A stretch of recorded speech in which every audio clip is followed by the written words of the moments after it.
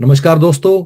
Finally HPSC Haryana public service commission ने अपना assistant professor का वैकेंसी निकाल दिया है। तो जिसका काफी सालों से हम सबको इंतजार था। सो लास्ट टाइम 2019 में हुआ था। सो अप्रोक्सीमेटली 5 साल बाद ये वाला नोटिफिकेशन दोबारा से आया है। आज 2 अगस्त 2024 को नोटिफिकेशन आया है और लास्ट डेट है 27 अगस्त 2024। खूब सारी वैकेंसीज हैं और काफ़ी अच्छी नौकरी है। अप्रोक्सीमेटली अगर आज के दिन देखें तो starting salary is around 90,000 to 1 lakh per month. और एक बार देख लेते हैं कि इस सारे नोटिफिकेशन के लिए नोटिफिकेशन के अंदर एचपीएससी ने हमें क्या क्या बताया है, उसमें हमें क्या करना है, कैसे तैयारी करना है, कैसे फॉर्म भरना है, क्या सिलेबस है। तो सिस्टमेटिकली एक एक करके पूरा एक बार नोटिफिकेशन को गो थ्रू कर लेते हैं and let's let's try to find out कि इसमें से हमारे लिए क्या एक्शनेबल है और हमें कैसे आगे बढ़ना है। So guys, before I start, I am from Human Peritus. और हम लोग कौन है? पिछले 12 साल से for commerce and management subject, so we are the most trusted guide in the market. सो जितने भी इसके आसपास एग्जाम होते हैं, चाहे वो यूजीसी नेट है या यूपीएससी के कुछ एग्जाम्स हैं या एचआर ऑफिसर, मार्केटिंग ऑफिसर या कॉमर्स के बाकी एग्जाम्स हैं, तो ये सब हम लोग करते हैं। सो प्राइमरली जो मैनेजमेंट और कॉमर्स के अराउंड जितने भी एग्जाम होते हैं उनमें हम लोगों का एक्सपर्टीज है। So that is my introduction and I am from Human Peritus. और शुरू करते हैं। इस वाले एग्जाम के लिए भी जो एचपीएससी का एग्जाम आया असिस्टेंट प्रोफेसर कॉमर्स का, so we are going to come out for the with the course जो कि है for the subject of commerce. अगर आप कॉमर्स सब्जेक्ट के साथ ये वाला आप टारगेट कर रहे हो, और एक दूसरा भी अभी आया हुआ है पीजीटी वाला स्कूल एजुकेशन के लिए, अगर वो भी टारगेट कर रहे हो, so we are going to launch our course on 14 August. इस महीने की 14 तारीख को आपका कोर्स हम लोग लॉन्च कर देंगे। आप हमारी वेबसाइट चेक कर लीजिएगा for both these post for the subject of commerce. बाकी इस वाले वीडियो में हम लोग पूरा नोटिफिकेशन एक बार देख लेते हैं and this is relevant to everybody including commerce और बाकी सब्जेक्ट भी। अगर आप जिसमें नोटिफिकेशन आया है उसके लिए भी इक्वली रेलेवेंट है। का शुरू करते हैं। आज 2 अगस्त 2024 को ये वाला नोटिफिकेशन आया है for the post of assistant professor college cadre in different subjects which is with higher education department with government of Haryana. Online हम सबको फॉर्म भरना है, ठीक है। और फॉर्म भरने की कुछ इंपॉर्टेंट डेट्स हम लोग सबसे पहले देख लेते हैं कि आज 2 अगस्त को फॉर्म निकला है और फॉर्म भरना शुरू आज आज मतलब नोटिफिकेशन आया, रादर फॉर्म नहीं निकला है। 7 अगस्त से फॉर्म लोग भरना शुरू करेंगे और 20 दिन की विंडो मिलेगी। तो 27 अगस्त हमारी लास्ट डेट है। 27 अगस्त तक एचपीएससी की वेबसाइट पे जाके हमें अपना फॉर्म भर देना है। अब फॉर्म भरने से पहले एक बार फॉर्म कौन भरेगा? वही भरेगा जो कि इसके लिए एलिजिबल है। तो एक बार एलिजिबिलिटी हम लोग देख लेते हैं। बाय द वे, एलिजिबिलिटी है या नहीं है, तो इस बारे में अगर कोई डाउट है, कुछ है, तो आप इस वीडियो के नीचे कमेंट से भी लिख सकते हैं। बाकी लेट अस सी की नोटिफिकेशन में एलिजिबिलिटी के बारे में क्या लिखा है। Will come to that. Online form भरना है, 27 अगस्त तक भरना है, शाम को 5 बजे तक भरना है। और पोस्ट का नाम हमें पता चल ही गया है। सबसे पहले बात कि एलिजिबिलिटी से पहले भी हम लोग क्या देख लेते हैं कि कितनी वैकेंसी है। गाइज, अगर सारी पोस्ट को हम देखें तो 2,500 के करीब वैकेंसी हैं। 2424 2,424 वैकेंसीज हैं। डिफरेंट डिफरेंट सब्जेक्ट के लिए हैं और कुछ सब्जेक्ट ही काफ़ी ज़्यादा हैं, जैसे कि अगर आप देखो chemistry, commerce, English, geography, Hindi, history. और एक बार let me come to that page once again and आगे आते हैं, ठीक है। इसके बाद हमारा मैथमेटिक्स में भी खूब सारी वैकेंसीज हैं, ठीक है। उसके बाद फिजिकल एजुकेशन में भी खूब सारी अपनी वैकेंसीज हैं। गाइस, शुरू करते हैं। और इन वैकेंसी को टारगेट करने के लिए सबसे पहले हम बात कर लेते हैं एलिजिबिलिटी का।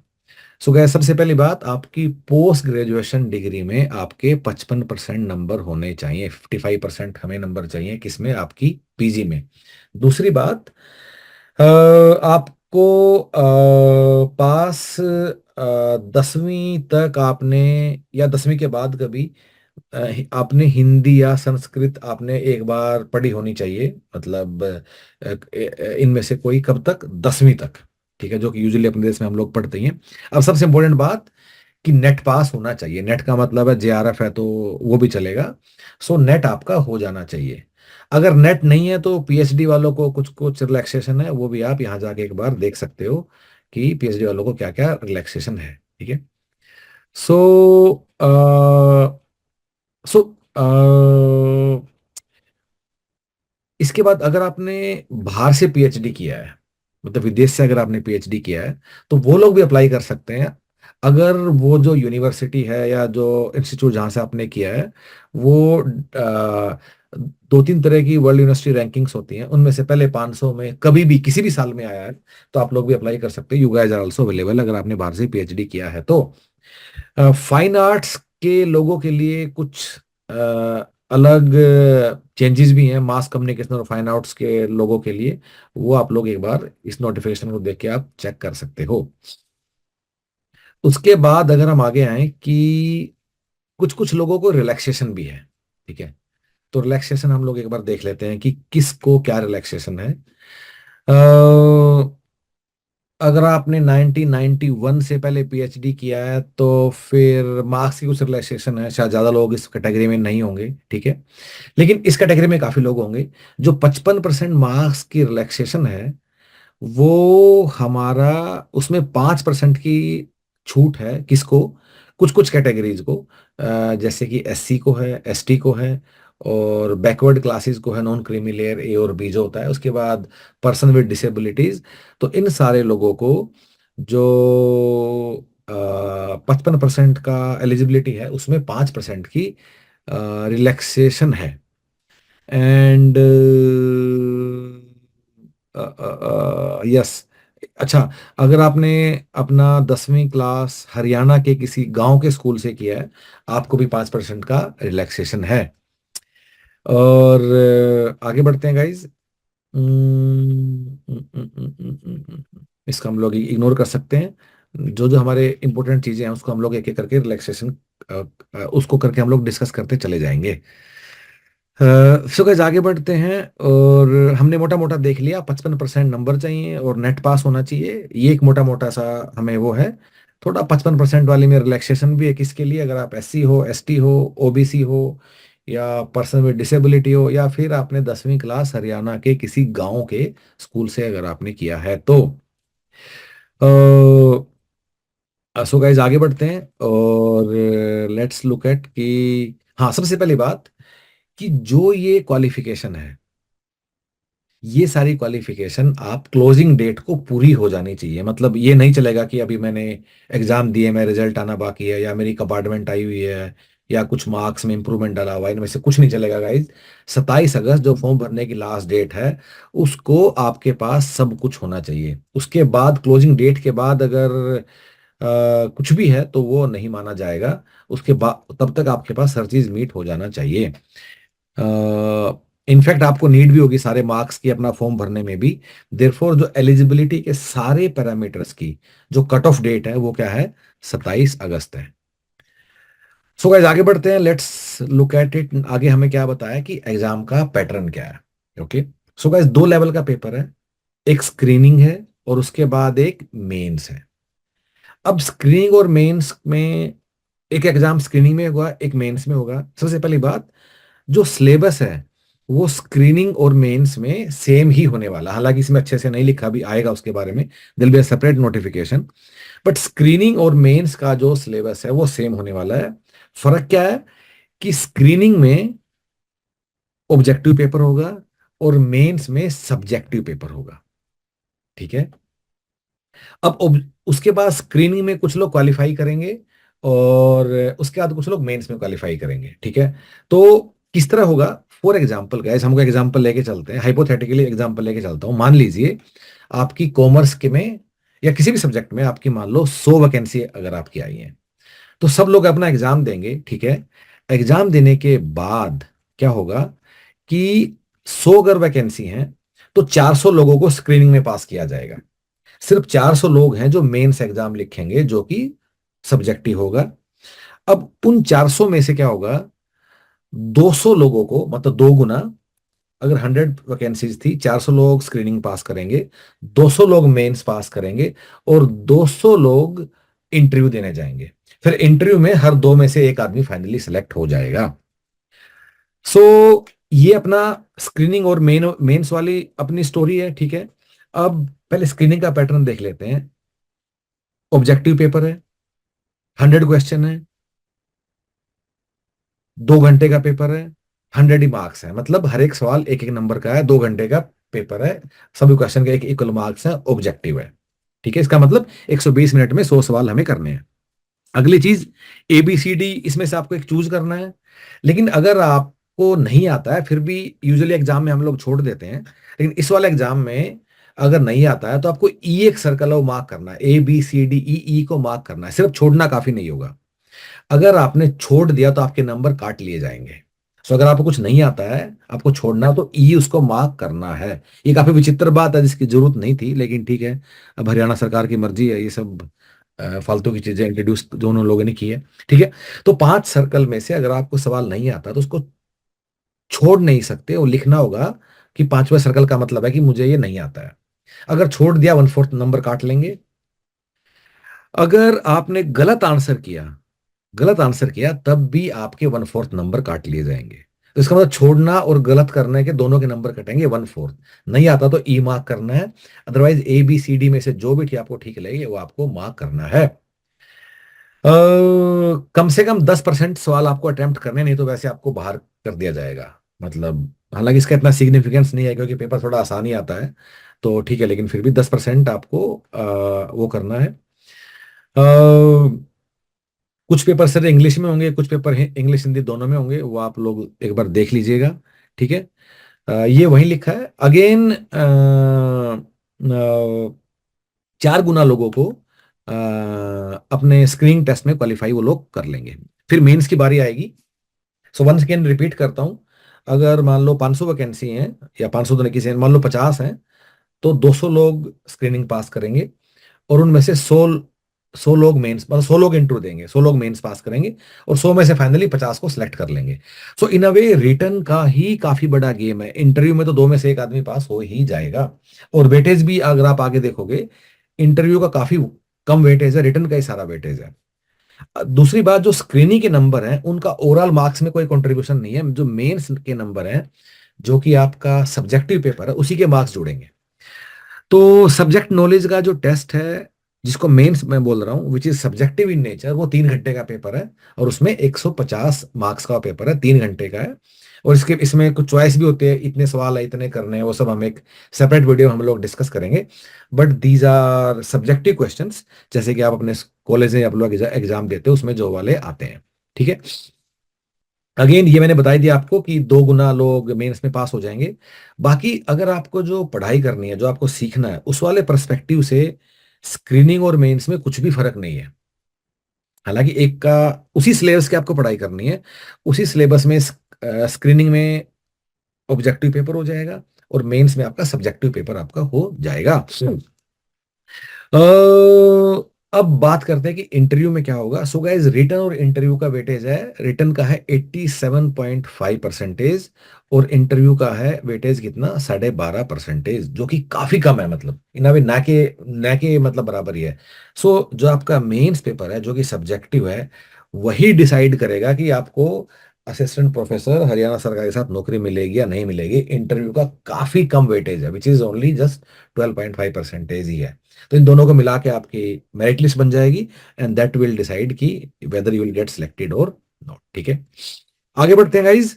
पे का है ग्रेड 57,700, और ये मोटा मोटा, इसको आप मोटा मोटा अंदाजा ये लगा लीजिए, शायद आपको 90,000 से लेके 1 लाख के बीच में आपको हर महीने की सैलरी आपको मिलनी चाहिए। ठीक है, एलिजिबिलिटी, आप भारत के नागरिक हैं, ये सब हम छोड़ देते हैं, तो हम सब हैं ही। अब जो एज की बात कर लेते हैं, so guys, upper age limit is 42 years. काफी काफी लोग इसमें एलिजिबल होते हैं। 42 साल की इसमें आपको एज लिमिट है। उसके बाद भी काफी सारे लोगों को रिलैक्सेशन है, 5-5 साल की। अ, अ, अच्छा हाँ, एज कैसे काउंट करेंगे? एज हम काउंट करेंगे on or before 15 days of the month next preceding the last date of submission of application to commission, that is 15/7।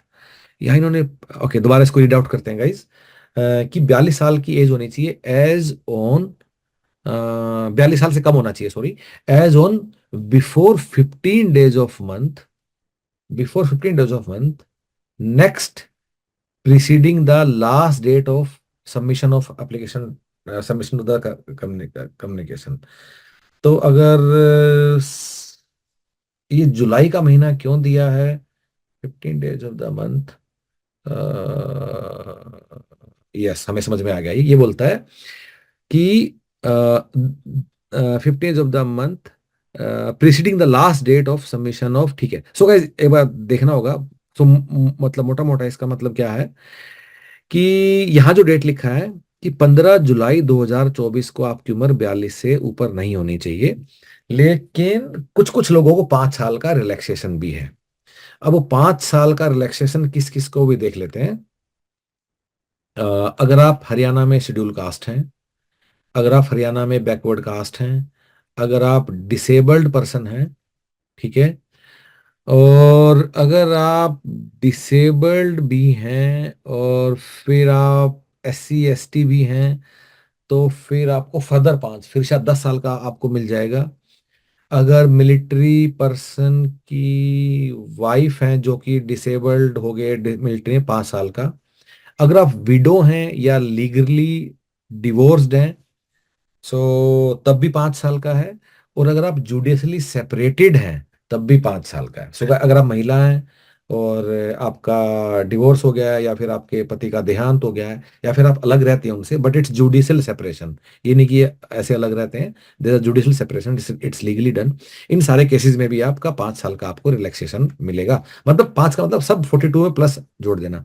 अगर आप अनमैरिड हैं तब भी आपको 5 साल का रिलैक्सेशन मिलेगा, ठीक है, वेरी नाइस। उसके बाद जो एक्स सर्विसमैन है,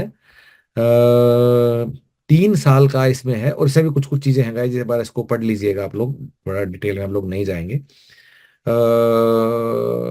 अगर आप हरियाणा में ही कहीं काम करते हैं तो तब भी जितने साल आपने काम किया उसका कुछ रिलैक्सेशन है, you can go through this also. So guys काफी लोग हैं, लेकिन इन सब के बाद है कि अपर लिमिट, कुछ भी कैटेगरी है, कुछ भी है, 52 साल से ऊपर आप नहीं होनी चाहिए। मतलब अपर 10 साल का है, सब कुछ मिला के जो भी आप है। यहाँ लिखा हुआ है upper age limit for any applicant of any category should not be 52 years except ex serviceman. अगर एक्स सर्विसमैन को थोड़ा ऊपर भी जाता है with after taking the relaxation, फिर वो भी चलेगा। बाकी सब लोगों को 52 साल से ऊपर नहीं जाना चाहिए। सो गाइस मोटा मोटा 42 साल, पर काफी सारे लोगों के लिए और 5 साल का भी है, वो आप चेक कर लीजिएगा, वो आप देख सकते हो। रिजर्वेशन के रूल्स बिल्कुल सिंपल हैं जो सरकार के होते हैं, पर हमें वो देखने की जरूरत नहीं है, क्योंकि यहाँ स्टेट में हम अब लोग अपना नोटिफिकेशन में भी देख सकते हैं कि किसके लिए कितनी कितनी पोस्ट रिजर्व्ड हैं। जैसे कि अगर मैं किसी के भी लेता हूँ, मान लो आई टेक कॉमर्स की लेता हूँ, तो जनरल कैटेगरी की 94 है, SC की 17, बैकवर्ड क्लास की AB की 23 और 7, EWS की 12, और टोटल होगी 153। ESM डिसेबिलिटी सब यहाँ दिया हुआ है। सो यहाँ से आप लोग फिगर आउट कर सकते हो कि किसकी कितनी कितनी पोस्ट है। सो गाइज आगे बढ़ते हैं, एंड रिजर्वेशन के अगेन सिंपल रूल्स हैं जो which are applicable to any government examination, so you can go through them. आगे बढ़ते हैं। ठीक है, फीस गाइज 1,000 रुपये का आपको फॉर्म भरना है, बाकी लोगों के लिए कुछ कम है, कि कुछ के लिए 250 भी है, या आप लोग फिगर आउट कर लेंगे, but I am sure this is not important for anyone. जो फीस है वो तो आप दे ही दोगे। फिर है special instruction regarding submission of form, में कुछ ऐसी विशेष बात नहीं है गाइज, बस इतना याद रखना है कि टाइम से पहले फॉर्म भर देना है। कब से? 27 अगस्त से पहले आपको फॉर्म भर देना है। फॉर्म भरने से पहले एक बात याद रखना है कि फॉर्म भरने के बाद अपना प्रिंट आउट लेके रख लेना, बाद में आपको इसकी जरूरत होगी। क्या क्या चीजें याद रेडी कर लेना फॉर्म भरने से पहले। अपना एक फोटो का स्कैन्ड कॉपी साइन कर लेना, उस पर अपने पास रख लेना स्कैन्ड कॉपी के लिए। एक सिग्नेचर का भी स्कैन अपने पास रख लेना है। 10वीं के मार्कशीट 12वीं के पास, ग्रेजुएशन, पोस्ट ग्रेजुएशन अगर हम फिल किया तो उसकी भी, अगर पीएचडी किया तो उसकी भी, और नेट जेआरएफ जो भी आपने पास किया वो भी आपको लिए चाहिए। अगर कोई भी कैटेगरी है एससी एसटी तो वो भी आपको अपने पास रखना होगा, ठीक है। उसके अलावा आपको उसके अलावा आपको आ, आ, आधार कार्ड या हरियाणा डोमिसाइल या इनमें से कोई भी सर्टिफिकेट है तो वो भी आपको अपने पास रखना होगा। सो गाइज उसके बाद आगे बढ़ते हैं। पर्सन विद डिसेबिलिटी को एग्जाम देते हुए कुछ चीजें हैं कि एक्स्ट्रा टाइम मिलेगा, ठीक है। पेनल्टी मतलब उल्टे सीधे काम नहीं करने हैं, नकल नहीं मारनी है, अपने जगह दूसरे आदमी को पेपर देने नहीं भेजना है, ठीक है। किसी डॉक्यूमेंट को फोर्ज नहीं करना है, पूजा नहीं बनना है, जिनको अभी यूपीएससी ने बाहर कर दिया है, पूजा समथिंग। एंड देन कमीशन से बात करनी है, क्या करना है, लेकिन कभी ये लोग जवाब देते नहीं है। तो इसी को देख के समझ लेना, कोई दिक्कत हो तो इस यूट्यूब की वीडियो में नीचे आप लिख देना, will try to support you. और विड्रॉल ऑफ एप्लीकेशन, इन सब चीज़ों की आपको ज़रूरत नहीं है। सो गाइज पूरी चीज़ की समरी क्या है कि बड़ी अच्छी वैकेंसी है, फॉर्म निकला है, भर दीजिए। 5 साल बाद आया है। अब एक मोटा मोटा, अभी सिलेबस के लिए हम लोग एक सेपरेट वीडियो बनाने वाले हैं, पर हमारा जो इतने साल का एक्सपीरियंस है उसके बेस पे हम आपको ये बता सकते हैं कि यूजुअली ये लोग क्या करते हैं कि यूजीसी का ही सिलेबस कॉपी पेस्ट करते हैं। अगर फर्क होता है, हल्का फुल्का फर्क होता है। हम अपना कोर्स लॉन्च करेंगे 14 अगस्त 2024 को, तो उस दिन आके हमारा वेबसाइट आप चेक कर लीजिएगा अच्छे से। वहाँ सवाल, कंटेंट, क्लास, पीवाईक्यू या फिर अपने मॉक टेस्ट सब आपको मिलेगा 14 अगस्त तक। वहाँ अगर आप देखोगे, और कितना आपको हमें फीस देना वो भी आप एनरोल कर सकते हो। बाकी मोटा मोटा ये है कि अगर आपने यूजीसी नेट का सिलेबस आपने काफी अच्छे से कर लिया है, सारे पिछले सालों के सवाल कर लिए हैं, तो आपको ये एग्जाम निकालने से दुनिया की कोई ताकत नहीं रोक सकती। एंड विद दैट नोट, इस वाले चैनल को सब्सक्राइब कर लीजिएगा, क्योंकि और भी हम कुछ वीडियो डालने वाले हैं। अभी सिलेबस का एनालिसिस भी करेंगे हम लोग। एक जो सब्जेक्ट है इसमें से विच इज कॉमर्स, कॉमर्स के लिए you can depend completely upon Human Peritus. और उसके बाद there is also a link given in the description below, click on that link, that will connect you with our team directly via WhatsApp chat, get connected। और आप हमें बता दीजिएगा जो भी हम आपको सपोर्ट कर सकते हैं। सो गाइड सब्सक्राइब कर लीजिएगा to this channel, and all the best, do well guys, thank you so much.